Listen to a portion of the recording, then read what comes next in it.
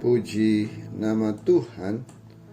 Hari ini kita kembali akan merenungkan firman Tuhan yang saya mau beri tema mengatasi kekeringan rohani dalam 1 Raja-Raja 19 ayat yang kelima. Sesudah ia berbaring dan tidur di bawah pohon arar itu, tetapi tiba-tiba seorang malaikat menyentuh dia serta berkata kepadanya, "Bangunlah, makanlah." Kekeringan rohani sangat membahayakan kehidupan jasmani karena dapat menyebabkan penderitaan di fisik dan jiwa. Selain kekeringan rohani juga berbahaya bagi diri orang lain yang berada di sekitar orang yang mengalami kekeringan rohani. Kekeringan rohani terbukti dapat menular kepada orang lain sehingga dapat mematikan urapan, passion dan panggilan orang lain. Kekeringan rohani dapat ditimbulkan dari beban berat yang menimpa seseorang dan diresponi dengan ketakutan, bukan dengan anugerah Tuhan. Hal ini dapat dilihat dari kehidupan Nabi Elia, seorang nabi besar di zaman perjanjian lama yang dipakai Tuhan begitu luar biasa. Alkitab menceritakan bagaimana frustasi dan ketakutan yang dihadapi Elia setelah ia membunuh 450 nabi Baal.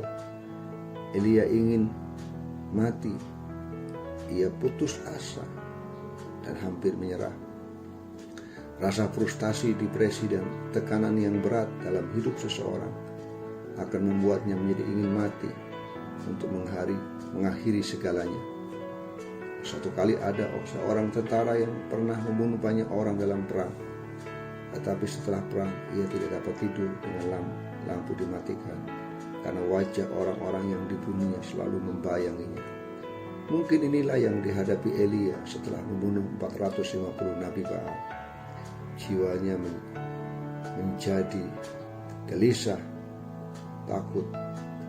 Tetapi Alkitab menjelaskan bahwa seberat apapun masalah yang kita hadapi atau tekanan hidup yang kita hadapi, yang kita perlukan hanyalah sentuhan kasih Tuhan.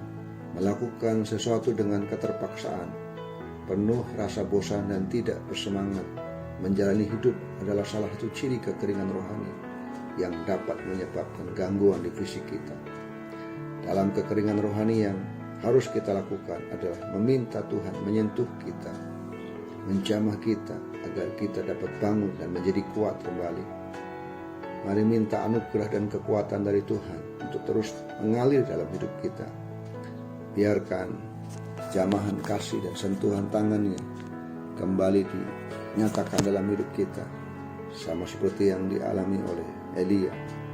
Tiba-tiba seorang malaikat menyentuh dia serta berkata, "Bangunlah dan makanlah." Di tengah-tengah hari ini kita mengalami kekeringan rohani, mintalah tangan Tuhan yang penuh kuasa, yang penuh kasih itu menjamah dan menyentuh kita, sehingga kekuatannya akan kembali dicurahkan dalam hidup kita. Semangat yang baru, roh yang menyala-nyala itu kembali akan diberikan dan dicurahkan dalam hidup kita. Tuhan Yesus memberkati.